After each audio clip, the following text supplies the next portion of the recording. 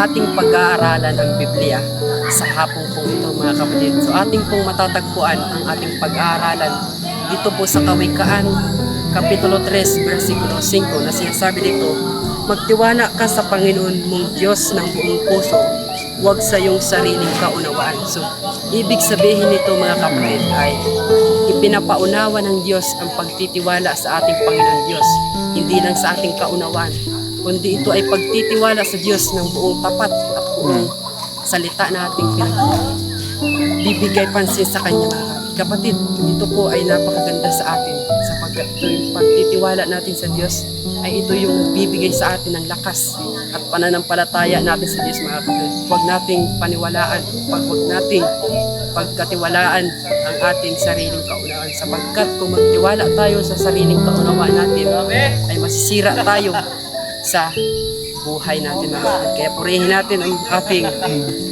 mga kapatid at ang ating Panginoon. Kaya purihin natin ang Diyos, magpakalaman. Happy Sabbath sa inyo.